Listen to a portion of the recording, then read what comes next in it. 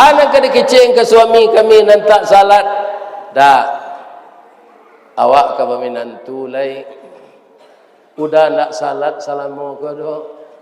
Kata boya-boya di masjid orang nak salat tak boleh jadi wali nikah. Lai sampai hati udah ada anak kandung sibiran tulang, buah hati limpo bakuruang, tali niek labuan cinto, bintang sumarak perhatian, talu ancu ada nau baguluang pasi menjadi persimbangan. Sajak dari setetes mani sampai segumpal darah, sampai sebongkah daging, kita didik dia sampai sekolah dan selesai di bangku kuliah. Anak kandung awak ndak kadape udah jadi wali nikah do karena udah ndak salat. Dah salat lah udah lo deh lah sudahnya nikah kok berhenti lah balik.